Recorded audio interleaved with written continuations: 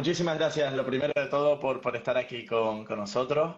De verdad Gracias a que ti. te lo agradezco un montón que hayas querido colaborar en un proyecto así. Ya episodio 12 volvemos a tener a otra pianista que no lo esperaba. Yo creo que me estoy ganando yo un poco la enemistad de mis compañeros del mundo del viento porque ya hace varias semanas que no tenemos a nadie. Nos vamos a las teclas, pero bueno, No yo puede ser, tengo no puede ser. predilección, o sea que no pasa nada. Lo dicho, muchísimas gracias, Alba, por estar aquí, A ti, ¿eh? a ti. Bueno, ya Encantada. veo que se va uniendo ya bastante gente. Yo creo bueno, como siempre, como te había dicho antes también de empezar, yo creo que es importante hacer una pequeña introducción por si hay alguien que se una que no te tenga ubicada, Ujú. que yo lo dudo, pero bueno, Bueno, puede claro pasar, que no se puede sí. conocer a todo el mundo. Así que me gustaría un poco que nos hablases, ¿cómo son tus inicios en la música? ¿Cómo empieza Alba? ¿Tienes tradiciones, algún familiar en el que te fijaste? ¿Cómo empieza ese interés por el piano? ¿Por qué el piano?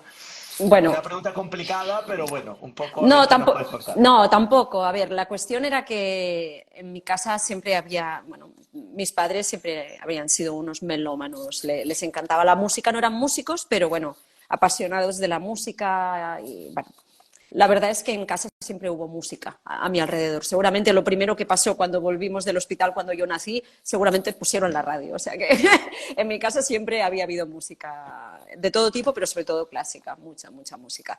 Y nada, dentro de esta afición tan fuerte que tenían mis padres, pues me apareció un piano a la edad de 4 años. Es como que en casa apareció un piano y, y empecé clases con unos 5 añitos o así, con una profesora maravillosa, con Silvia Llanas, que bueno, venía a casa a darme clases y era una chica muy joven en aquel momento y para mí era como el rato de pasármelo bien, de empezar a...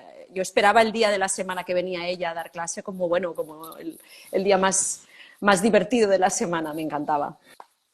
Qué maravilla. ¿Y cómo recuerdas a la Alba un poco de esa niñez, no? Pues entiendo que si tenías ese interés por la música, pero tenías otras aficiones, ¿qué buscabas? ¿Te planteaste en algún momento dedicarte a otra cosa que no fuese la música? Es una pregunta muy interesante porque encuentras las dos cosas, ¿no? Y no Sí, sé, ¿cómo fue tu caso?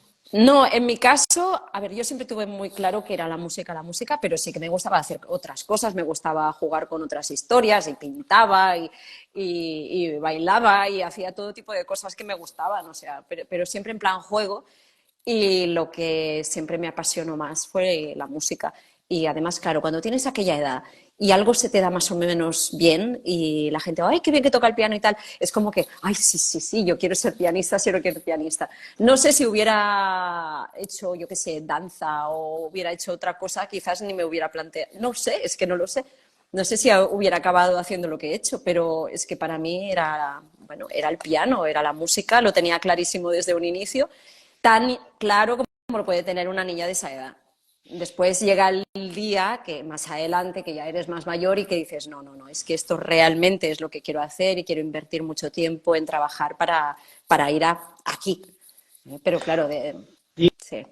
¿Tienes un recuerdo en el que digas un momento, una clase o un concierto que te marcase el decir, oye, pues esto se pone a Mm. profesional o yo realmente hay un punto de inflexión en este momento? ¿Tienes algún recuerdo concreto? A ver, hubo muchos momentos que se fueron como acumulando. Obviamente, el tocar para Alicia de la Rocha fue tremendo. O sea, ya cuando entré en la Academia Marshall con Carlota Garriga, ya trabajar allí, tener las clases con Alicia fue, bueno, una inspiración muy grande. Y ya luego, bueno, tuve alguna clase con, también empecé clases después con Dimitri Bashkirov en Madrid y demás. Eran cosas que ya, yo ya iba muy encaminada.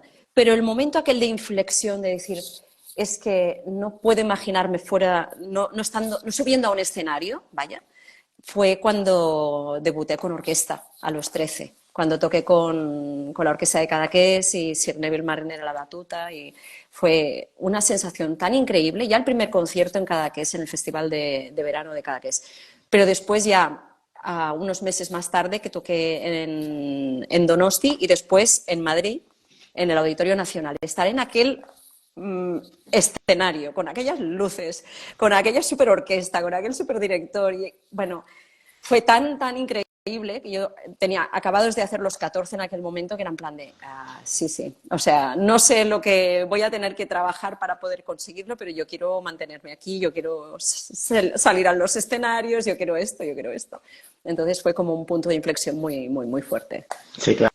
Claro, desde luego, verte con esa edad en un auditorio de esa característica, ¿no? Como el Auditorio Nacional, que Y cualquier persona disfrutando, sí, sueña sí. con subirse en algún momento, subirse ya tan pronto, ya... ¿Qué Fue, te fue queda muy, después, muy no? fuerte. Después queda lo difícil, que es mantenerse, Sí, especialmente efectivamente. a esa edad, porque hay una cosa que también pasa, que cuando empiezas tan fuerte, de tan jovencita, te queda la etiqueta bien colocadita aquí en la frente de la niña prodigio, que es un término horroroso, que yo creo que los que hemos pasado por aquí no lo soportamos, porque esto no existe. Hay niños con más o menos talento y con más o menos suerte, y si todos los factores se acumulan, pues te salen bien las cosas. Pero aquello que te pongan la etiqueta de, ay, la niña que tocaba, que no sé qué, es terrorífico. Entonces, pasar de esa etiqueta a que te tomen en serio como músico adulto bueno, tiene su miga. Es complicado, este tema lo iba a tratar yo más tarde, pero ya que lo dices, es una pregunta que Uh tenía -huh. muchas ganas de hacerte. Precisamente esa reflexión, algo parecida, la hizo en unos episodios anteriores Violeta Gil, que es flauta en la Uh otra. -huh. Sí. Y Violeta decía que ella, una cosa que había gestionado, le costó gestionar, era cuando empezaba a ganar las plazas de las Uh -huh. hombres o las plazas de jóvenes orquestas importantes, que iba a tocar y sentía la presión de, oye, esta chica es la flauta de tal orquesta, tiene que hacer algo espectacular. Y ella Ajá. decía que se sentía, era complicado, ¿no? Por las expectativas que tiene la gente en ti. Y en ese caso, bueno, a ti a lo largo de tu carrera también muchas veces se te ha nombrado como alumna de Alicia La Rocha, como la sucesora de Alicia Uh de La -huh. Rocha, como unas etiquetas muy grandes, ¿no? Bueno, que van acorde a tu carrera, pero que me imagino que suponen una presión también muy grande, ¿no? Mira, lo de la presión, yo la verdad es que tengo la gran suerte que no lo he sufrido demasiado. Ah, al final siempre he tenido la cosa esta de, por mucho que digan, yo lo que tengo que hacer es salir y hacer mi trabajo y hacerlo lo mejor que pueda. Y la verdad es que no le he prestado mucha atención a esa parte, ¿sabes? Que sentirme presionada o algo, no. La verdad es que bajo presión funciono bastante bien y no me afectaba de una manera negativa esa parte. Pero, pero sí que, bueno, sí, no sé, las etiquetas son cosas raras, ¿eh? Que, bueno, siempre es como, y en este mundo, ¿no? En el mundo del arte o del espectáculo o de, bueno, cuando estás en el punto de mira y como que te ponen en cajitas, ¿no? La pianista mujer no sé qué que toca tal repertorio o el ruso que toca tal repertorio o el director que no sé, es como que te ponen en cajitas y esto molesta un poco, pero no en el sentido de la presión de que pensaran que yo iba a hacer. Pues la verdad es que nunca he querido subir a un escenario para intentar demostrar nada y esto yo creo que me ha ayudado muchísimo, muchísimo. Si alguna vez he caído un poquito en la trampa porque sabía que había alguien en el público y, ay, es el día que lo haces peor. Entonces, me lo trabajé mucho y la verdad es que cuanta más presión es más en plan de, nada, tiro millas. Y bueno, me ha funcionado. Sí, desde luego, sí, saber gestionar que es lo que haces todos los días, ¿no? Y no Mm, tomarte como días especiales. no, De eso hablaremos después de los rituales de los días de concierto, que también es una cosa, un tema de las manías de músicos que sí. da para mucho. Para seguir un poco, bueno, esos inicios, decías que empezabas, ¿no? Con Silvia Llanas en casa. Uh-huh. En el momento que se empieza a poner un poco más seria, entiendo cuando entras a la Academia Marshall, ¿no? Sí. Bueno, pues, ¿cómo es ese paso? ¿Quién te guía a ir allí y no ir a otro lado? ¿Cómo tomas esa decisión? Bueno, estas es de las cosas que tuve la suerte que en mi casa mi madre pues me guió mucho para todo lo que era cuestión de estudios. Después ya a nivel profesional ya fue otra etapa, ya he estado más yo por mi cuenta, ¿no? Ya era de más mayorcita. Pero toda la parte de la formación, la verdad es que mis padres, y en especial mi madre, ella vigilaba mucho todo y era en plan de, a ver, mi hija, no sé qué, no sé cuántos. Y en ese momento, en esa época que todavía existían los listines telefónicos, cogió un listín de teléfonos y buscó el nombre de La Rocha. O sea, lo buscó ella directamente así, porque sí. Y no fue la única cosa que hizo de este tipo. Después, si quieres, te cuento la otra. Pero esta fue la primera que hizo. Y bueno, marcó un número de teléfono, que había pocos nombres en el listing que fueran de La Rocha, no es como Jiménez o López o tal. Y llamó y resultó que era una hermana de Alicia.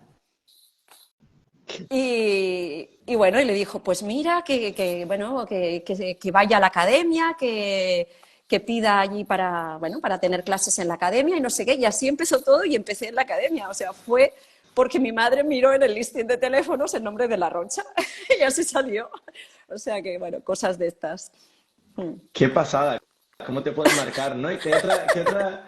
Sí, no, son casualidades, bueno, no casualidades, porque al fin y al cabo la suerte, yo soy mucho de esa frase, ¿no? Y que la suerte la tiene el que la busca. Y no es casualidad que te encuentres el Sí, teléfono, tienes que ir a medio, medio. buscarlo, ¿no? Tienes que ir a buscarla, pero después encontrarla, que a veces cuesta. Sí, claro. Son Pero las que dos no es cosas. casualidad que, oye, tienes que abrir el libro, ir a buscar la oportunidad y, Sí, no, desde sí, luego esto está que... claro, esto está claro. Sí, sí, Y sí. vas a la academia, pues tienes el Bueno, contacto y bueno, decides claro, que te puedes quedar allí. empecé las clases allí, estuve trabajando muy, muy a gusto con Carlota, con mi maestra allí, y me iba preparando y cuando venía Alicia de gira, yo qué sé, una vez al año, con un poco de suerte dos veces, pues éramos un grupito de afortunados que tocábamos para ella. Y bueno, yo estaba en ese grupito de gente que podíamos tener alguna clase con Alicia y fue muy, muy interesante, obviamente, ¿no? Un privilegio. ¿Esto con qué edad estás hablando, más o menos? ¿Entras tú en la academia? Y yo entré a la academia con unos 10, 9, 10 años y bueno, sí, sí, debió ser más o menos sobre esa edad, sobre los 10 años que tuve la primera clase con ¿Y Alicia. eras, y eras tú consciente de quién era Alicia La Rocha realmente, de lo que estabas Sí, tú en las sí. clases o te has dado Oh, cuenta sí. después con los años? No, no, no, era perfectamente consciente. Claro que después, cuando te haces mayor, todavía te das más cuenta de la suerte que tenías, pero yo era perfectamente consciente que era la señora de la carátula de los discos. Era en plan, es esta. Y claro, es como tienes estos ídolos, ¿no? De estas personas que admiras tantísimo y que escuchas sus grabaciones y tal. Y después, cuando los conoces en persona y te escuchan, y bueno, claro, te das cuenta, te das cuenta. Yo al menos me di cuenta que era No, algo muy fuerte. sí, claro. Sí, Sí. sobre todo eso, lo que hoy pasaría de que los ves a través de la pantalla, ¿no? Pues en esa época lo ves en la portada de los discos y también, sí, Exacto, exacto. alucinante. Y a partir de ahí, bueno, los siguientes pasos te vas a Madrid, ¿no? A Ujú. estudiar, como Sí. también es otra casualidad Bueno, esto o en sí. fue, en realidad fue Carlota que dijo, ay, mira, que ahora se están haciendo pruebas en la Escuela Reina Sofía, no sé si te interesa, ti, ti, ti. Bueno, pues acabé yendo a dar clases con Bashkirov, iba una vez al mes o así. Y cuando se acabó esa etapa, que yo cuando empecé con Bashkirov yo tenía 13 y estuve un año y pico teniendo clases con él.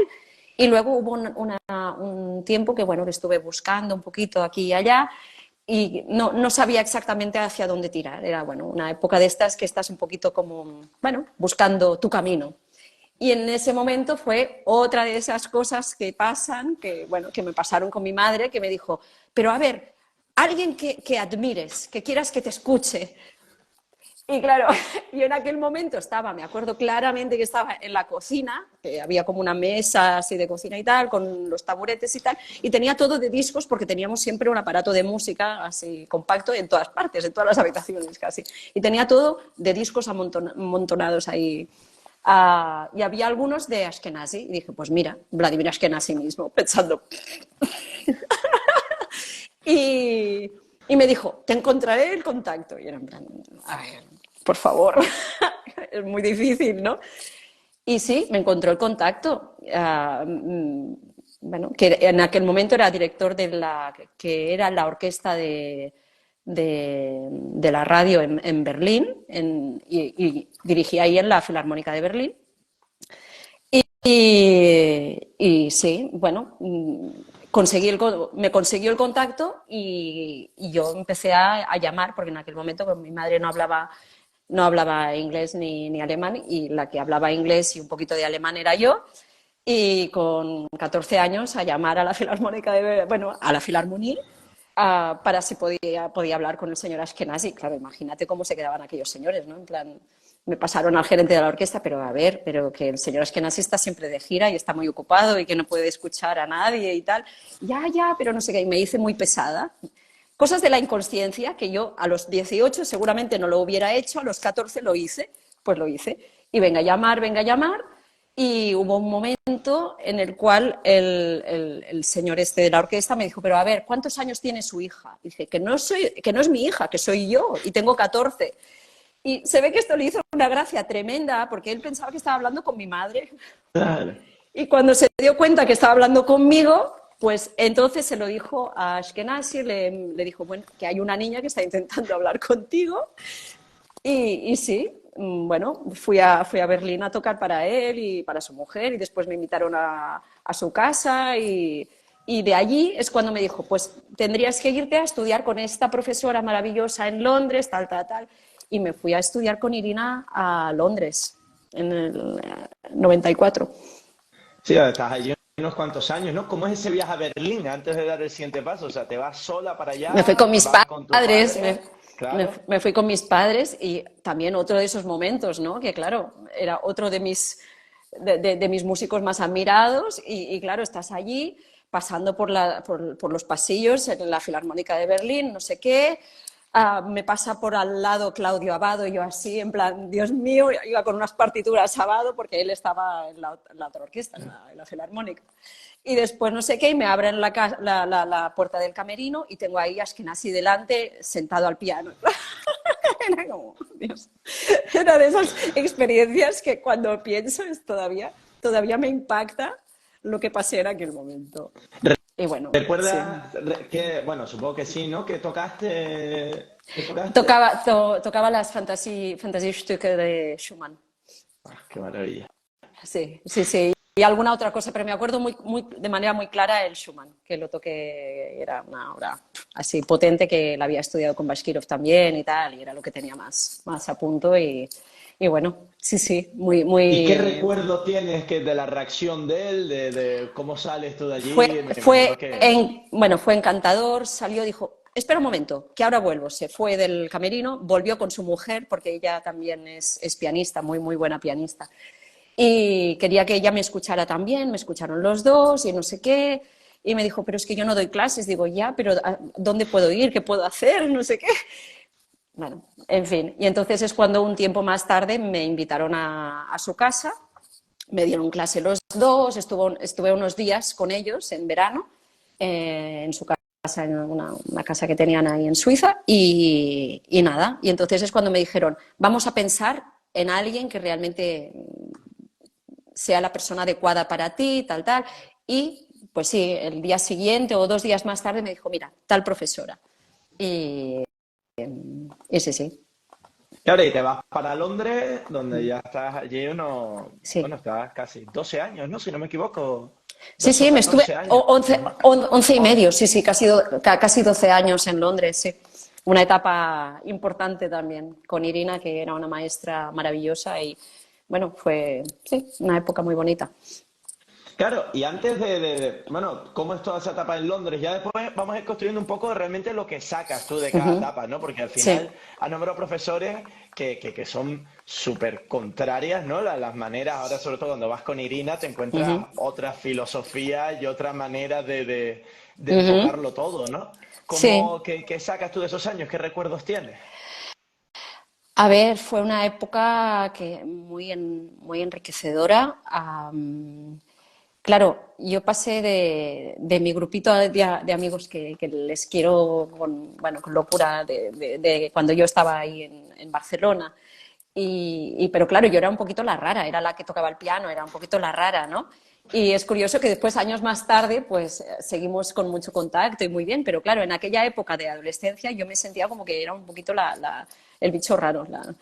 Y claro, llego a Londres y todos eran bichos raros, porque claro, era una escuela especializada con todo de niños músicos y era en plan de, vale, o sea, claro, por una parte echaba mucho de menos mi familia, porque uh, la, sí, fue un poquito durillo, yo tenía 15 años recién cumplidos y era un poco duro empezar allí, además hija única, bueno, todo lo que significa irte a vivir allí.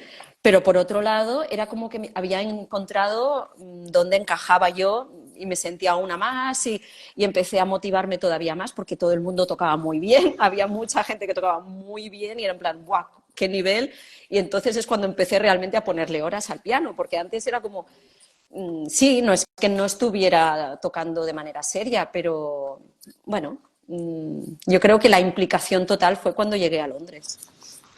Claro, para el que no lo conozca, yo tampoco soy especialista en el tema, pero aquí no hablamos de ir a una universidad, que hablamos de realmente te trasladas a un instituto interno para que nos entendamos, donde como yo creo que el caso más práctico es los equipos deportivos, ¿no? Cuando se trasladan y tienen una residencia donde estudian y tienes un plan, pero Exacto. todo enfocado Ujú. a la música, ¿no? Sí, sí, sí, sí. A ver, hacías tus estudios y bueno, y todo el mundo era, pues era una escuela, es como un instituto, pero que era especializado para músicos, donde el peso de todo lo que eran las asignaturas teóricas era más grande. Entonces, claro, estaba todo como integrado dentro de lo que era el trabajo de la escuela.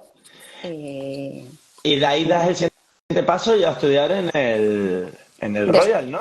sí, después fui al college, sí. De hecho, yo ya las clases las daba con Irina en el college, ya me iba al college a dar las clases con ella y después volvía a la escuela y después ya seguí allí con ella porque yo quería seguir estudiando con ella cuando terminé esa etapa. ¿No Entonces, sí, sí. te planteaste en ningún momento volver a Europa, a algún sitio a estudiar? ¿Sabías que te querías quedar Y allí en aquel, en momen- Londres? en aquel momento quería quedarme allí, sí. Acá, seguir estudiando con ella, además yo ya tenía el ambiente, es que yo estaba ya muy hecha allí.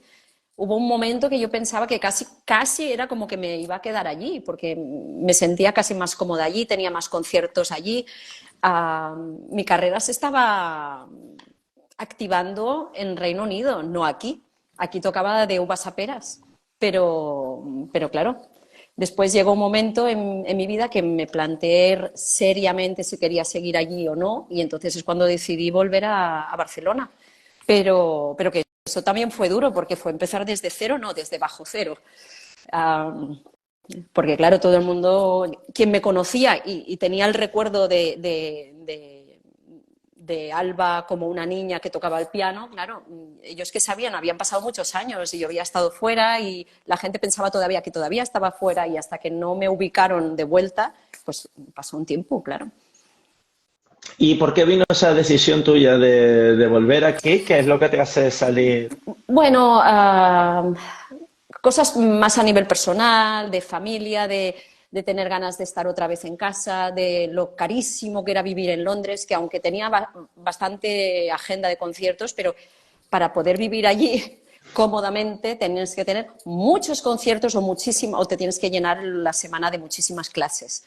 Y yo lo que tenía claro es que quería seguir tocando y que no quería dar muchísimas clases. Quería dar clases, pero no hasta el punto de que no pudiera estudiar y realmente tener una carrera de concertista. Entonces, era en plan, seguir aquí es demasiado caro y tengo ganas de volver a estar cerca de mi familia.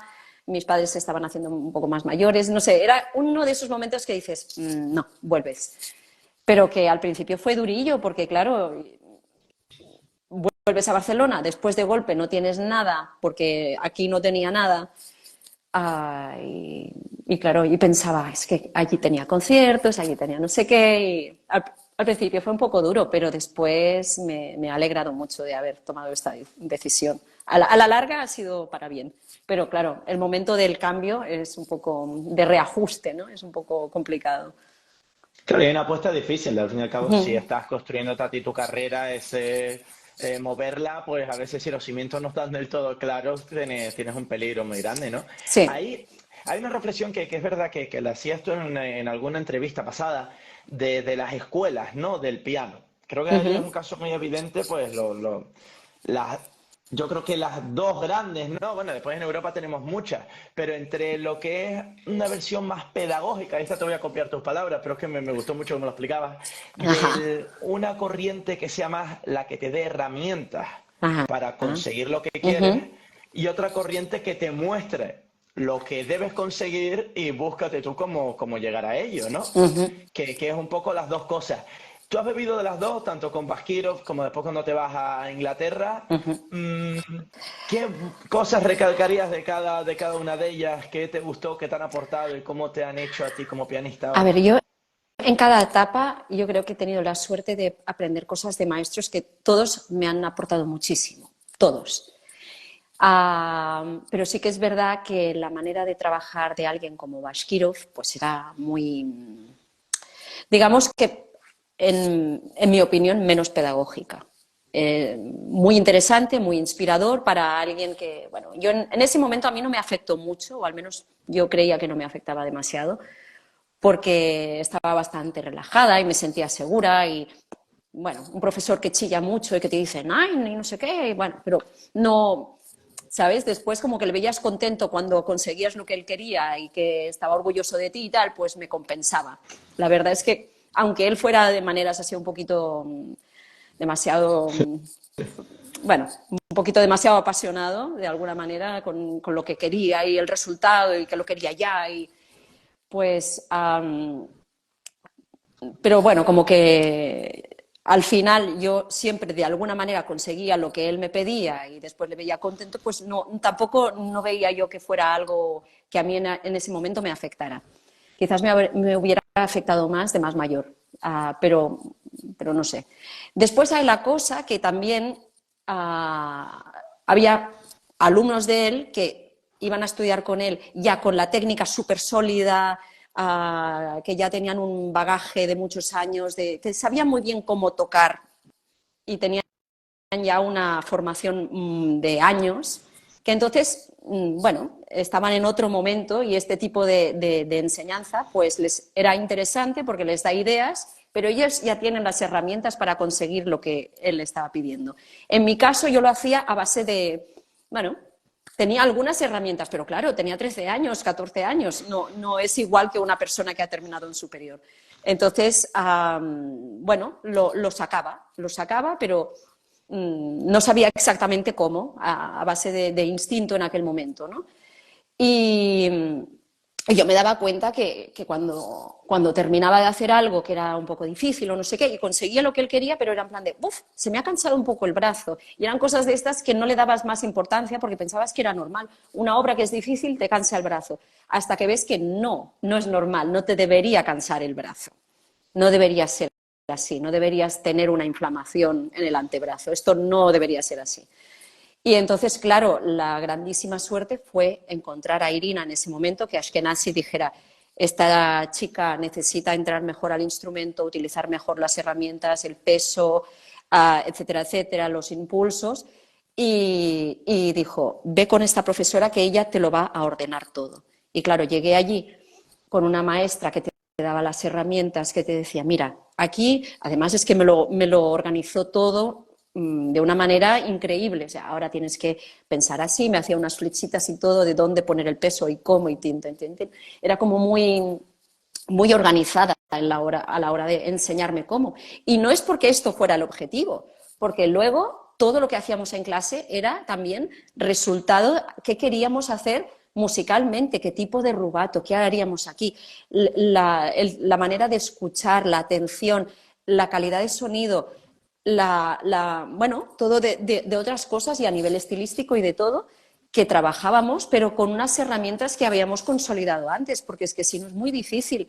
Tú puedes pensar un tipo de sonido, hay siempre un poco la manía de decir técnica o musicalidad. No es verdad, un buen legato, un buen sonido, un buen cantabile. También necesitas unas herramientas técnicas para conseguirlo, ¿no? Que muchas veces se piensa en la técnica como tocar rápido, al menos los pianistas, es en plan, a ver cuántas notas por minuto puedes tocar. No, no es solo esto la técnica. Entonces, claro, trabajar con alguien que me estaba ayudando a encontrar la manera de conseguir un resultado que yo lo tenía aquí, pero para conseguirlo necesitaba unos recursos. Pues claro, esto es una suerte muy grande. ¿Crees que el orden realmente, pues bueno, yo creo que al final es muy importante tener las dos visiones, Uh ¿no? Los -huh. dos tipos de profesores. ¿Crees que el orden en el que se produjo ha afectado mucho a tu carrera? O sea, ¿crees que si se hubiese hecho al revés, a lo mejor afianzar primero esas bases técnicas, ya a lo mejor hubieras llegado un poco tarde a lo otro o nunca te lo has planteado? No, porque en cada momento me sirvió cada cosa. Ir a estudiar con Bashkirov, claro, como que tenía esa manera de hacer tan peculiar, o sea, que no es que fuera porque imagínate, yo antes ya había tenido clases con maestros fantásticos y había tenido masterclasses con Alicia, que tenía el estándar de calidad aquí arriba también, o sea, no es que después yo fuera con Bashkirov y, qué calidad, no. Yo ya venía de un sitio que me enseñaban con un estándar de lo que se tenía que buscar. Pero sí que como que son escuelas diferentes y te piden cosas un poquito diferentes, que tampoco, al final no es tan diferente como creemos, ¿eh? Porque al final el rigor de la escucha, de buscar el sonido, la calidad, el buen gusto, las proporciones, aunque sea con estilos un poquito de tocar y escuelas un poco diferentes, pero tampoco son no están tan lejos. Pero claro, en aquel momento ir a trabajar con alguien como Bashkirov fue como, mira, vale, tengo que estar siempre alerta. Claro, te iba parando, tú tocabas y ya no te dejaba seguir, te paraba ya casi después de un acorde o dos acordes, ¿no? Así en plan a la vieja escuela. Pero bueno, esto hacía que tuvieras que ser muy rápida de reflejos y a mí me fue bien. Y como que luego, no sé, quizás hasta aprecié más lo que conseguía con Irina, ¿sabes? Con la otra maestra, porque era como, vale, esto se consigue de esta manera. Y es como que en aquel momento yo lo aprecié mucho y quizás viniendo de Bashkirov hasta casi lo aprecié más. No lo sé, la verdad es que no lo sé. Es complicado. Mm. ¿Qué recuerdo tienes, ahora que volvías a nombrar, ¿no? Al final, yo creo que, bueno, sin duda la pianista más grande que hemos tenido en este país, como es Alicia de la Rocha, ¿qué recuerdo guardas de ella exactamente, de esos encuentros, ¿no? Hablabas antes de que tú todavía eras muy joven, muy pequeña, pero bueno, de una persona que ya, pues decía antes, ¿no? Ya la tenías totalmente ubicada, que sabía dónde estaba y sabías quién era. ¿Qué recuerdos o guardas, qué anécdotas podrías contar de ella? Bueno, una persona que estaba siempre pidiéndote un nivel, una calidad, a ver, era muy dulce conmigo porque además yo era muy peque cuando empecé a tener alguna clase con ella y me trataba con mucho cariño, pero al mismo tiempo muy seria, muy rigurosa, las cosas se tienen que hacer bien y no sé qué, no sé cuántos. Pero, no sé, hay varias cosas, hay recuerdos muy bonitos. Me acuerdo una clase que yo ya lo he comentado en más de una entrevista, pero que es de estos recuerdos inolvidables, que fui a tocar Triana para ella, ya era más mayorcita. Entonces, yo creo que para aquel entonces yo ya estudiaba en Londres, pero cuando intentaba volver a Barcelona en épocas que sabía que ella también estaba, ir a tocar para ella y tal. Y bueno, le toqué Triana de Albéniz. Y claro, ella era muy rigurosa con la cuestión del tempo. Tempo, tempo, tempo, que se te va, no sé qué. No, más tempo, el tempo más estable. Y llegó un momento que quería asegurarse tanto que tocaba realmente con la pulsación muy firme, que se sentó al otro piano y empezó a tocar conmigo a la vez. Entonces, claro, toqué casi toda la pieza, casi toda Triana, desde cuando empieza el tema principal hasta el final, tocamos a la vez. Entonces, claro, tocar Triana con Alicia de la Rocha, pues es de estas cosas que dices, pero sí, imborrables, ¿no? Y bueno, y otras cosas y comentarios, claro, hay muchísimos, ¿no? De aquellas clases, pero sí, no sé, hay recuerdos muy bonitos. Y sobre todo se te queda aquella sensación de esa personalidad um, con tanto carácter, con tantas ganas de mejorar día a día, porque por mucho que fuera disciplinada con nosotros, es que yo estoy convencida que consigo misma lo era todavía más, pero muchísimo más. Por eso tocaba así y por eso llegó a esa edad tocando así, manteniéndose con esa forma, con esa manera, con esa calidad, que hay tanta gente que se deja. Hay muchísima gente que cuando tienen mucha carrera, que ves que están ahí con 100 y pico conciertos al año y que siguen tocando bien, pero es como que a veces llegan a un punto de, bueno, se acostumbran a su manera de tocar, a su propia interpretación, es como muy, sí, como muy egocéntrico de alguna manera, ¿no? Es tú y tu mundo y tu manera de tocar y a veces, claro, es que es difícil porque tocas un repertorio, después viajas a no sé dónde para tocar otro concierto con orquesta, después un recital de no sé qué, que es muy fácil dejarse. Y ella nunca, nunca se dejó. Y esto es una inspiración máxima. Entonces, es de esas cosas que dices, sí, yo quiero hacerme mayor así, estudiando con esta disciplina, con estas ganas de mejorar día a día. Entonces, no sé. ¿Cómo la definirías? Como eso que estás hablando, si tuvieses que decir alguna, pues yo no sé, dos, tres palabras de tu recuerdo de Alicia como profesora, que después, hombre, como intérprete también me Ujú. imagino que las tendrás, pero ¿cómo las Sí. recordarías? ¿Qué adjetivos se te vendrían a la cabeza? Ah, um, que tenía un radar espectacular, que no se le escapaba nada y era muy rigurosa. Era, en plan, era rigor y respeto por el texto. El respeto por el texto, o sea, mm, porque no sé, no es solo esto también, sé que me repito, ¿eh? Porque a veces en otras cosas lo he dicho, lo he comentado en otras entrevistas, pero es que hay tanta gente que intenta buscar el efecto fácil, el gustar. Sales a un escenario y quieres tocar cosas de manera que sabes que va a gustar al público, porque todos sabemos cosas que gustan al público. Y hay algunas de estas cosas que son muy efectistas. Y ella a esto no le gustaba. Ella lo que quería era la calidad, ser muy respetuoso con lo que quería el compositor, qué quería y qué es buscar una calidad a nivel estilístico, a nivel estructural de la obra, que se entienda. Tú ahí eres solo quien tienes que tocar lo que realmente es la obra de arte, que es lo que está escrito en el papel. Entonces, cuando yo creo que esto es muy, bueno, para mí fue una inspiración muy fuerte y lo he intentado mantener siempre.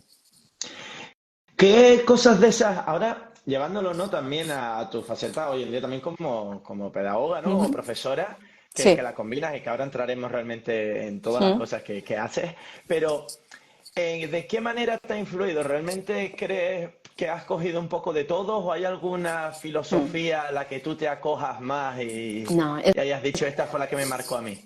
no, es que son muchas cosas. Cuando tienes una formación que además ha sido diversa y con gente que tiene maneras de trabajar diferente, acabas, bueno, es que al final tu realidad como músico es la suma de muchas cosas que has ido aprendiendo de uno y del otro.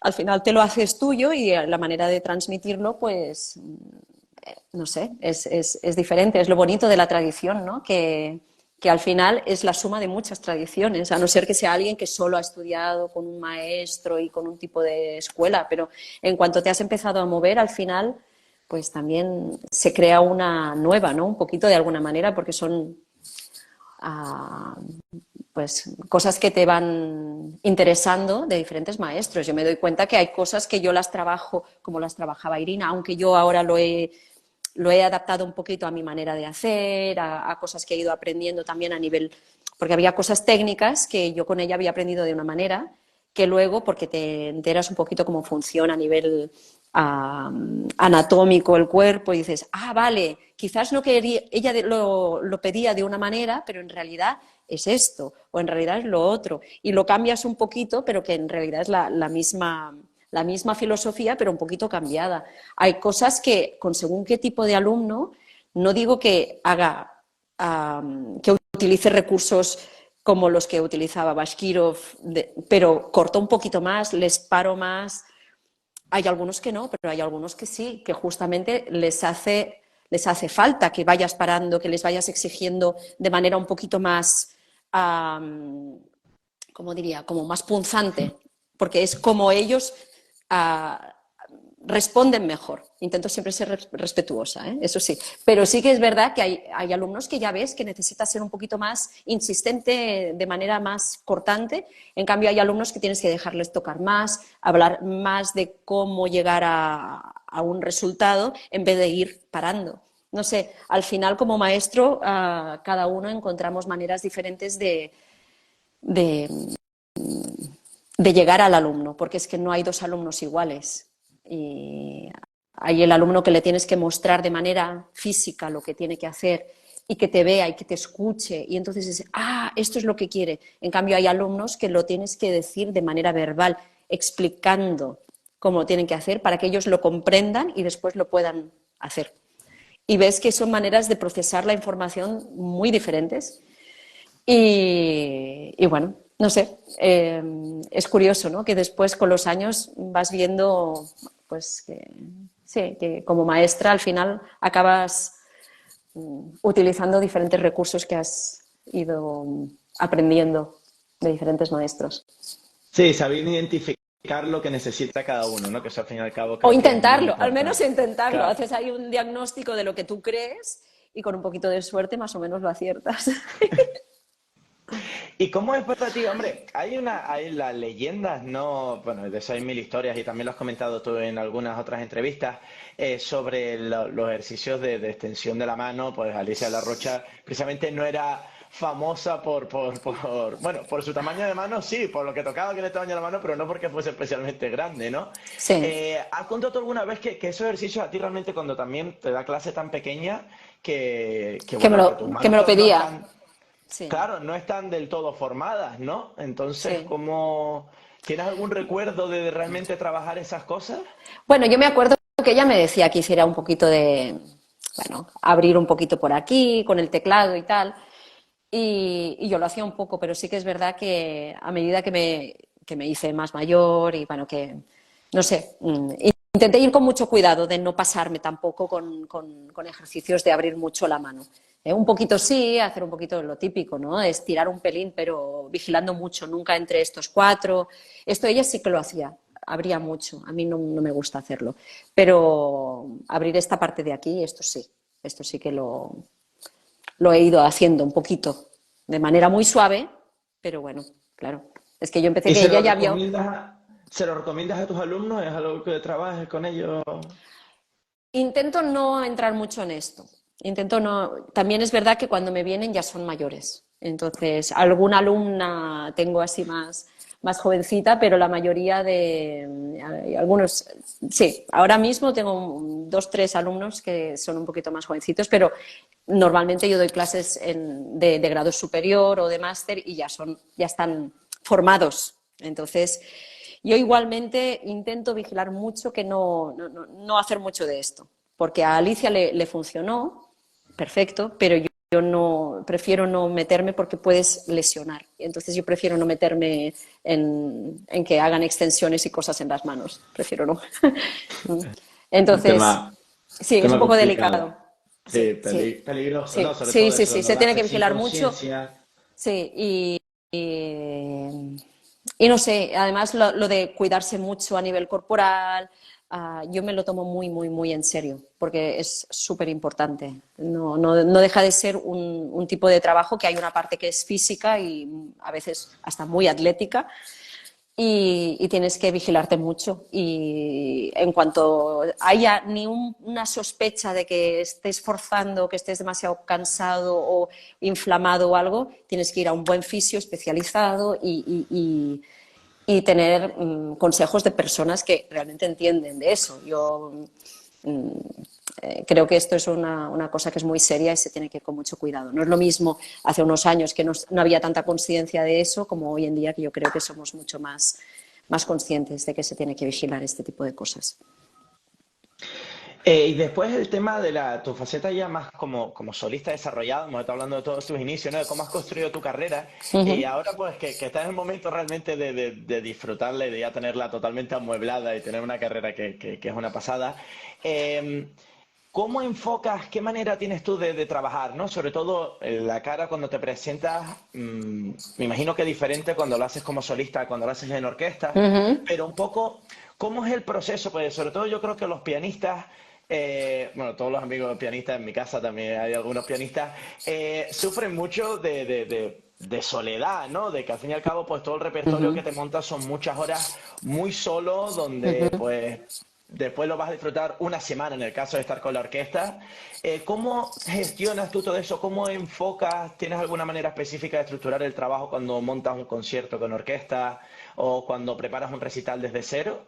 ¿Tienes alguna manera o depende del tiempo que tengas, lo vas moldeando? ¿Cómo lo haces? Al final, Gael, es que hay tanto trabajo y tanto repertorio a la vez. Hay tanta cosa, porque tienes un programa de recital X. Después, para otro concierto que te piden un repertorio específico de no sé qué, tienes que tener al medio, como mínimo una media parte que es diferente al recital que tenías un mes antes o 2 semanas antes. Después tienes un concierto con orquesta.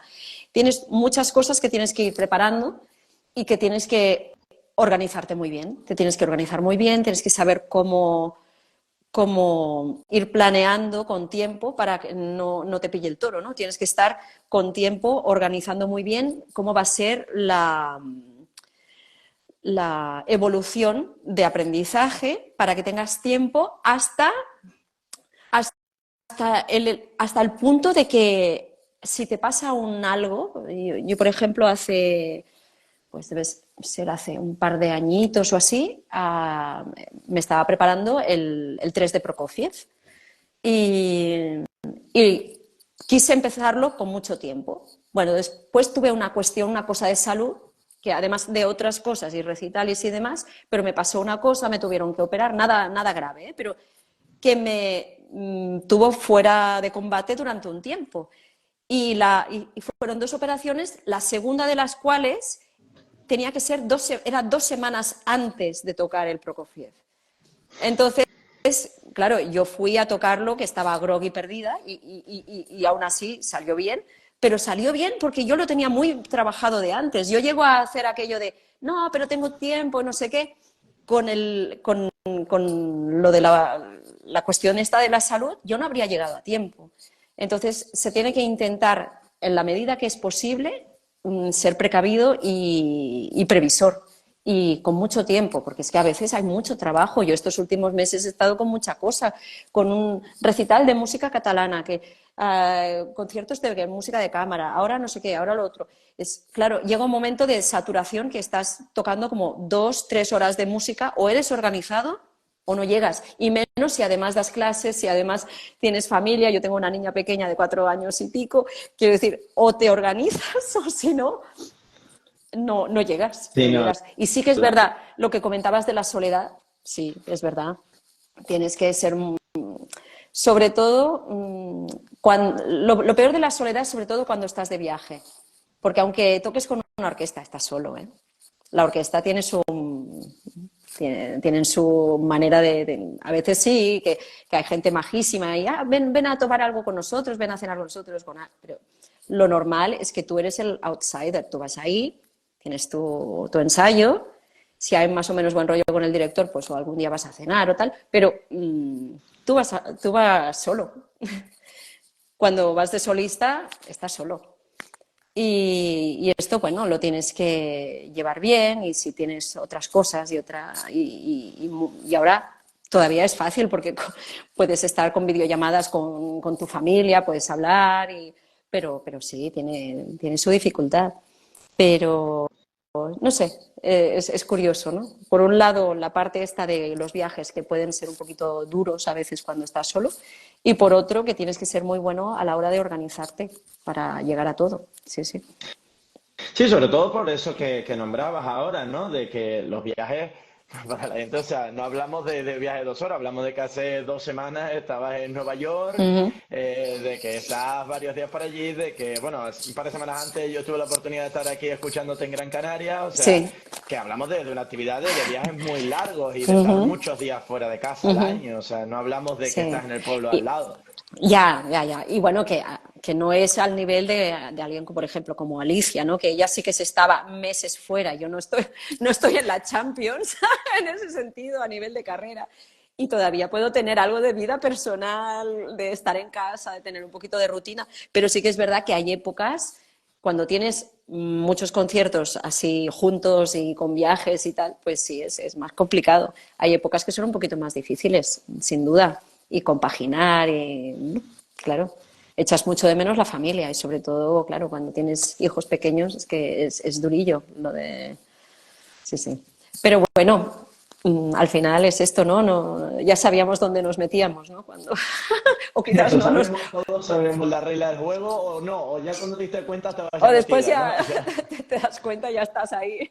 ya cuando te das cuenta no puedes dar marcha atrás, ¿no? No, tampoco... Eh, Dime, dime. Hay una etapa muy importante ahora ya, la tema pedagógica, ¿no? Que me imagino que también para ti significará que esto que hemos estado hablando de estudiar en la Academia Mm, Marshall, ¿no? mm. De la que te conviertes después en directora, o sea, directora Sí. fue Alicia en su época, pasa a ser una alumna de Alicia y tú como segunda de las alumnas que tuvo ella en la Ujú. academia pasas Sí, a ser directora. sí. ¿Qué vocación te había? ¿Imaginabas tú como profesora? Es una etapa que más te has encontrado a lo que has ido evolucionando en tu carrera. ¿Te imaginabas ahí cuando empezaste? Cuando empezaba yo no me imaginaba que querría ser profesora. Esto ya es así, o sea, yo tenía la cosa de subir al escenario, tocar, tocar, tocar, tocar. O sea, yo era en plan, sí, a piñón fijo, en plan, quería ser concertista, ¿no? Es que ni me lo planteaba. Y más adelante empecé a ver que, bueno, que sí, que era algo que me interesaba. También cuando hubo para mí un momento difícil, que fue cuando murió Irina, cuando murió mi maestra en Londres, que, bueno, me acuerdo en el funeral que había unas chicas jovencitas que tenían, deberían tener 14, 15 años, la edad más o menos que cuando yo llegué a Londres, ¿no? Y que tenían clases con ella y estaban allí como... Estábamos todos rotos cuando murió ella, pero claro, yo pensaba, es que yo he tenido la suerte de estudiar con ella unos años que para mí han sido tan valiosos y ellas se han quedado como a medias, no han podido acabar de trabajar con ella muchas cosas que yo sí. Y fue como un momento que era en plan de, es que quiero dar clases, o sea, hay cosas que he aprendido de mis maestros que yo quiero poder compartir. En aquel momento es como que hice un clic que sí, que para mí fue importante. Fue esto, después fue a, bueno, cuando te tienes que ganar la vida, volví a Barcelona, no tenía tantos conciertos, era en plan, bueno, yo quería dar clases también, quería ganarme la vida y cuando empecé a dar clases y vi que me gustaba tanto y que era como una cosa que era, es como que encontré una vocación que ni sabía que tenía. Y cuando la encontré fue una cosa muy potente, o sea, yo ahora, a día de hoy, no me imagino dejando de dar clases. Podría reducirlas si tengo más conciertos o así, pero no podría dejar de dar clases porque para mí es una parte muy importante de mi ilusión como músico. Ya no es de mi labor, es mi ilusión. O sea, me encanta trabajar con alumnos, encontrar la manera de ayudarles a encontrar su propio camino, ¿no? De estar allí como para hacer las cosas un poquito fáciles para ellos, para encontrar su camino. Y creo que es una experiencia muy interesante y muy inspiradora y no me imagino dejando de hacerlo. De alguna manera no querría.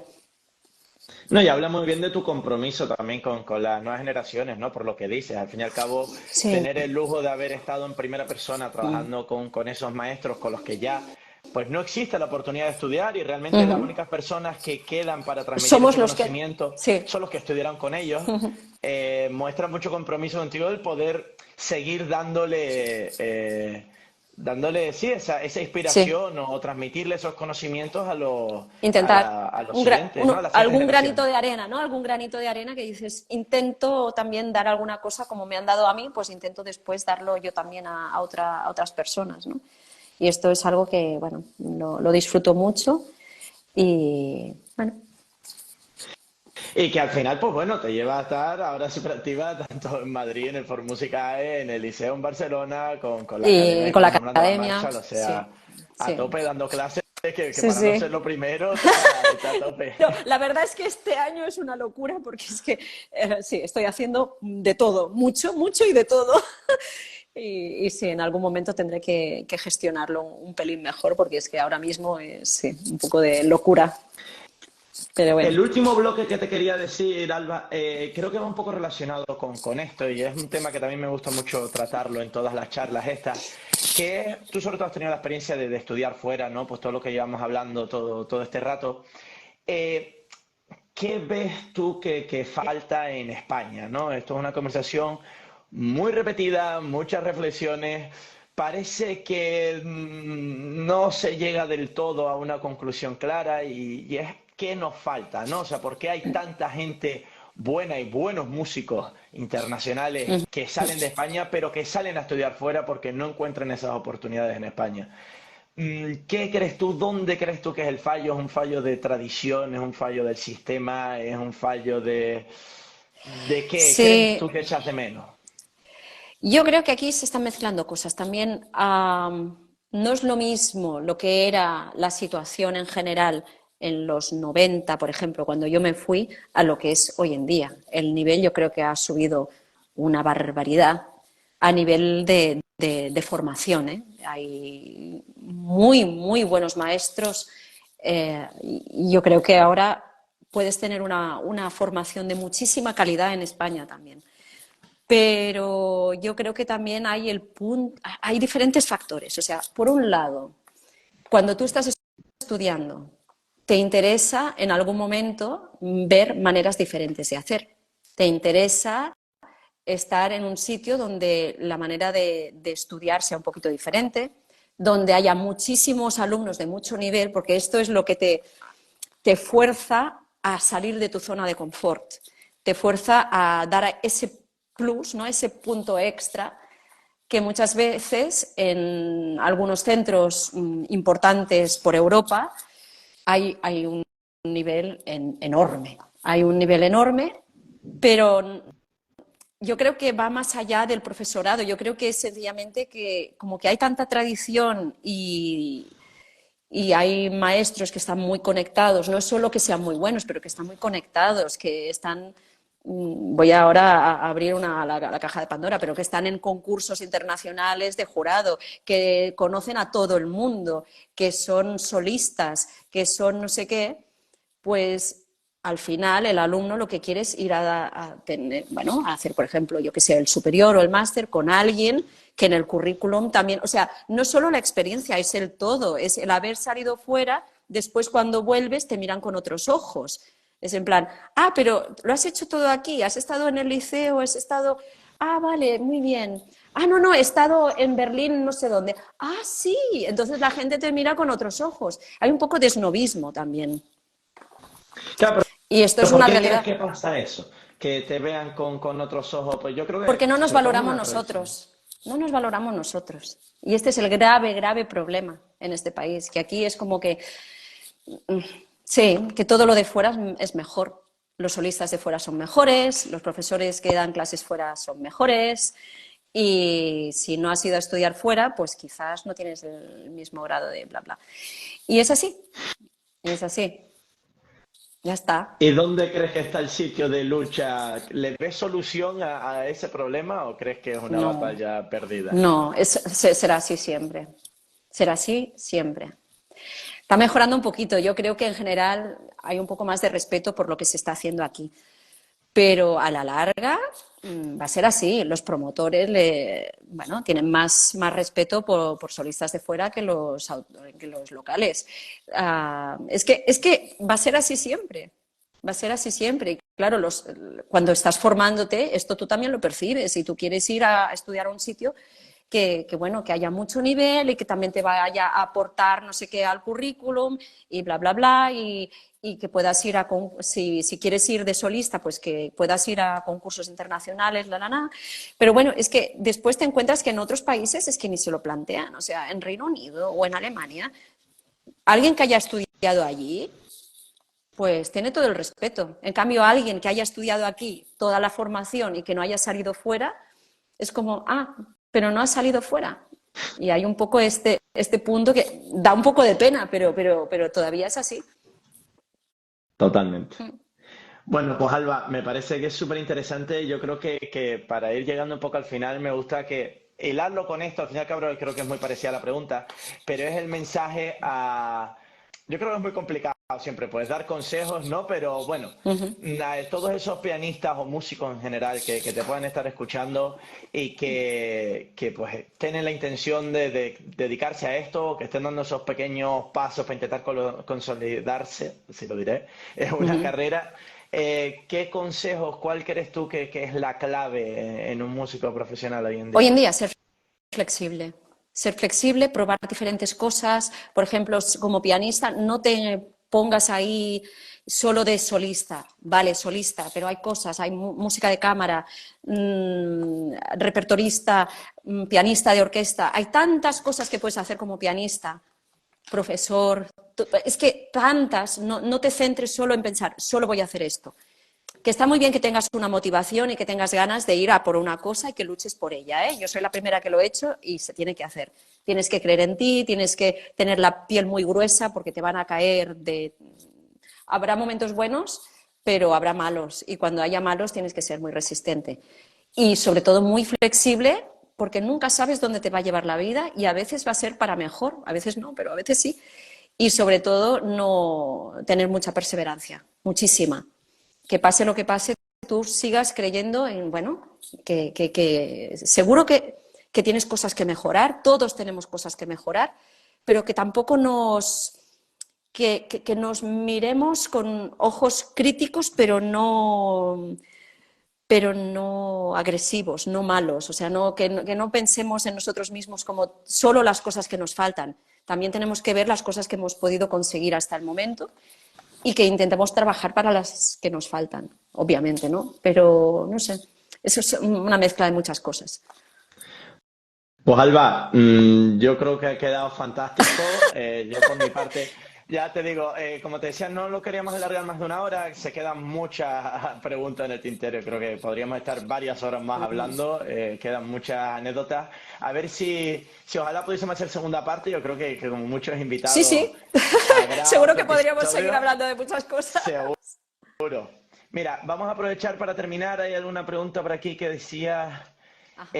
si te habías encontrado dificultades en el mundo de la música por ser mujer. Viste, esto es otro melón que también pues probablemente nos Mira que podría alargar si muchísimo abrimos tiempo, este pero melón, no sé si bueno, quieres contestar sí, algo, sí, algo no, con no. esto. A ver, esto Venga, además es muy interesante. interesante. A ver, dificultades quizás no, pero sí que hay el punto ese en que te encasillan un poquito en un tipo de repertorio u otro. A no ser que seas una mujer en plan que haya ganado un concurso internacional y que sea rusa, que tengas un apellido ruso, seguramente te dirán, bueno, quizás según qué tipo de repertorio no lo toques. Y hay un poco este tipo de cosas. Esto sí existe un poco. Sí, sí. Yo tuve épocas que me encasillaban en un tipo de repertorio y solo en un tipo de repertorio. Y bueno, y luchas porque para que al final te vea como un músico que tienes otros intereses y que también puedes tocar otro tipo de repertorio, pero tienes que lucharlo un pelín más.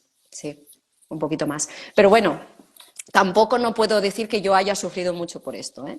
Para nada.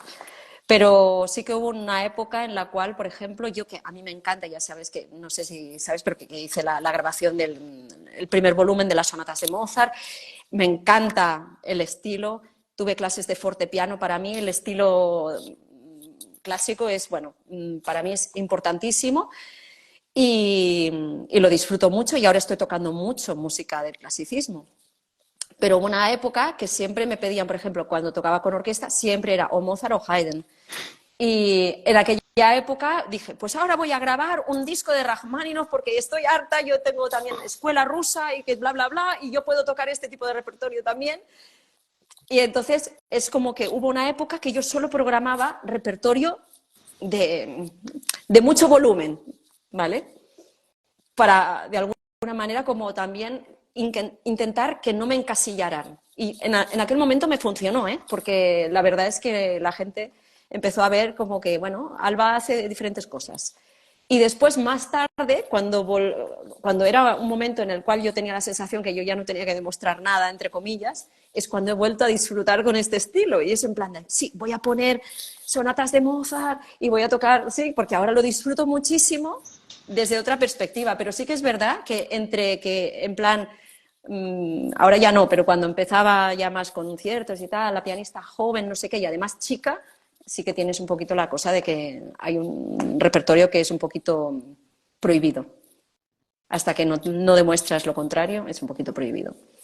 pero bueno, no mucho más. Es una reflexión muy importante, ya te digo, creo que este es otro melón a abrir, igual que el de los discos y el de las Ujú. cosas. Creo que tiene una carrera para hablar muchas horas, ya te digo, o sea que Sí. yo, vamos, súper agradecido, decirte una vez más de que hayas querido venir a compartirlo aquí. Para los que lo hayan escuchado, yo creo que se quedan muchísimos mensajes, muchísimas reflexiones de muchísimo valor, ya no solo para pianistas, sino para Gracias. carreras musicales y artísticas de cualquier tipo. Así que de verdad que yo darte Gracias las a ti, Gael. gracias. Está muy a gusto.